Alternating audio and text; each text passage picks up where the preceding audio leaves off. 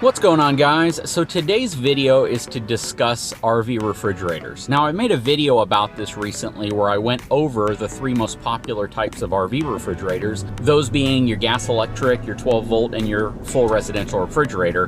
But this specific video isn't to focus on the best use and the best scenario to use each individual refrigerator. It's to focus on the issues that you could potentially have with the refrigerators. And that's, I think, something that concerns a lot of folks. Recently, you've seen a lot of folks talk about the benefits of one over the other, and there are really two camps when it comes down to this. Either people that will never go back to a gas electric refrigerator, or people who will never move to a residential refrigerator.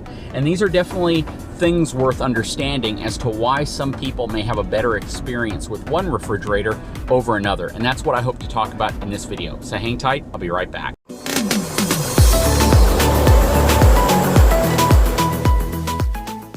All right, so when it comes to the different types of refrigerators, let's talk about the ideal situation for a gas electric refrigerator and where you're most likely to have the best success with its performance. And that's going to be basically areas where the temperature and the climate is more temperate, where you don't have to deal with extreme heat and extreme humidity pretty much year round. If you're in an environment where you have, let's just say, below 60% relative humidity most of the year, then a lot of times these gas electric refrigerators will perform very well. They'll perform just as good, if not better in some cases, than a residential refrigerator. Now, if you live in the deep south, if you live in areas where the humidity hovers around 70 to 80% year round, and the temperature can climb as much as, 100 to 110 degrees, then a gas electric refrigerator just won't perform well most of the time in those scenarios. So if you look at RV dealerships that stock one type versus another,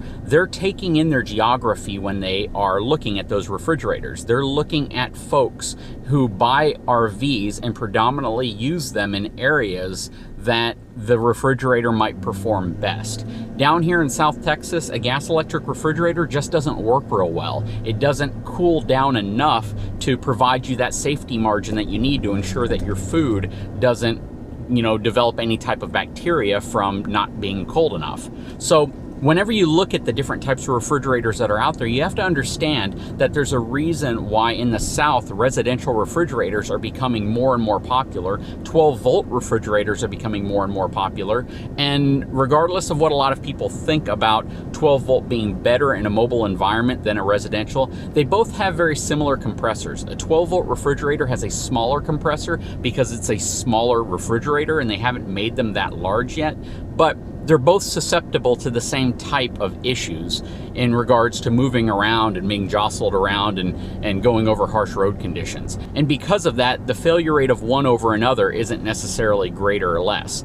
But the big advantage a 12 volt refrigerator is going to have is the fact that it's easier to get in and out of the RV if there's a service issue. So with a residential refrigerator, what you lose by having the luxury of a residential refrigerator is ease of pulling it out or putting it in. Now, a lot of your larger RVs that you see with a full residential refrigerator generally have a window large enough that you can remove the refrigerator through the window, or the service department can if they have to completely remove it for whatever reason. In some smaller travel trailers, or travel trailers in general, you may not have a large enough window, so it might require a slide to be removed in order for you to remove or service that refrigerator. So that's the big distinction there. Now, the problem a lot of dealerships have is if you buy the unit from them, you're going to go back to them when you have a problem. And the ability to get that warranted and their service department to get reimbursed or paid for the labor and time that it takes to remove the refrigerator may not be worth it, because the amount the manufacturer pays them may not make it worth their time to actually do the work, but they're kind of forced to do the work to keep the customer happy. And ultimately, they may just really build a bad relationship with that type of refrigerator because of the extra work it entails. Okay, so we know that it's more difficult to remove a residential refrigerator from an RV, and I think that's pretty obvious, considering the fact that anything large that you put inside of the RV is going to be relatively difficult to get out if you need to service it. Case in point, a reason why a lot of manufacturers use a two-piece shower stall is because if you have a problem, if you crack it, if there's some type of an issue, there's water damage underneath it, things like that, you can actually remove the unit and you can work in that area without having to take a wall out. If you have a one-piece shower assembly, it's very, very difficult, if not impossible, to remove the shower stall without removing an exterior wall, simply because the showers generally don't reside in slides, so it's gonna actually be on a wall. And in some cases, again, the wall has to be removed to remove the one-piece shower stall system. And then oftentimes, they'll recommend replacing it with a two-piece system so you don't have to go through that headache again. Same thing holds true with refrigerators. So if you get a huge full-size residential refrigerator inside of an RV, they probably put it in there before the walls went on. And if it was in there at that point, the challenge, of course, is getting it out. So having an RV with large enough windows to get it out that way, or unfortunately, if you have to remove a slide to get it out, you know, those are just things that you might have to deal with if the refrigerator needs to be completely removed for whatever reason. Now, the benefits of a residential refrigerator are pretty good as well. The fact is, if you live in the South, if you live in an area where a gas electric refrigerator just won't properly cool, then a residential refrigerator is a great alternative. Now, where I don't recommend using residential refrigerators are in travel trailers that generally don't have any type of upgraded suspension equalizer. You run the risk, of course, of damaging the appliance when you go over really rough terrain and the chassis of the RV is just having to absorb all of that. So if you have a good quality upgraded equalizer with some suspension built into it, then that's going to mitigate some of that damage to some degree, and it's going to reduce the stress on the appliances as well as everything else inside of your RV. The other area that you want to be careful with residential, really any refrigerator, is placing it in the back of the unit where it's going to essentially have the most movement. Generally, if you place it anywhere between 4 to 6 feet behind the back axle of your RV, you're going to be transferring a significant amount of movement whenever you go over bumps, whenever you go over potholes, whenever you go over any type of rough road surface to the actual refrigerator unit. In most cases, I appreciate a refrigerator when it's placed in the center or even closer to the front of the RV. So you're seeing a lot of these rear kitchen floor plans coming out on the market, and the refrigerator is almost always placed towards the back of the RV. And as nice as these floor plans are, you do run the risk that whatever appliances you have back there could potentially break.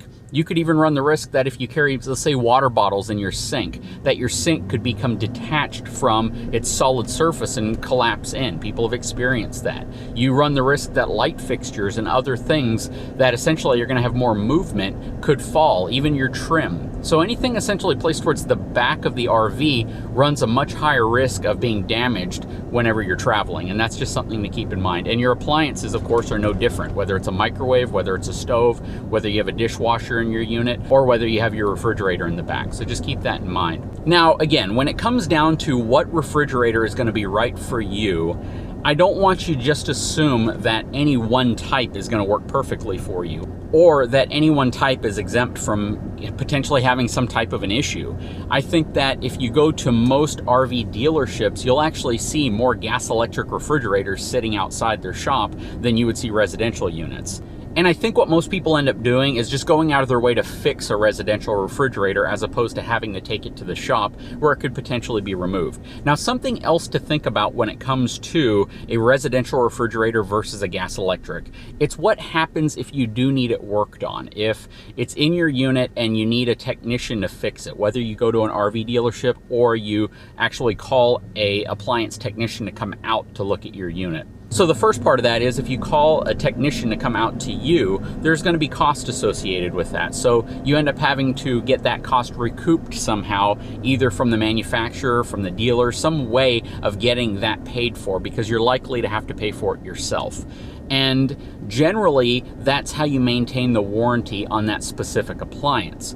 Now, I know what most people want to do. You buy your RV from a dealership and you want to take your RV back to that dealership to get it worked on. Well, unfortunately, most of the times, the technicians at the RV dealership aren't experts in residential refrigerators. They're not really certified to work on them. And by them working on it, it could cause other related issues with your warranty. That's not always the case, but it is the case in some cases. There are compromises. There's pros and cons to each system. Most RV dealerships are very familiar with repairing a gas electric refrigerator. They are becoming more familiar with removing and repairing 12-volt refrigerators. In most cases, a 12-volt refrigerator, again, can be removed relatively easy, as a gas electric refrigerator can. Residential refrigerators require kind of a different type of repair, and not so much a different type of repair, just one that RV dealerships tend not to be as familiar with. In some cases, they want to replace the refrigerator when it could be repaired as opposed to replaced.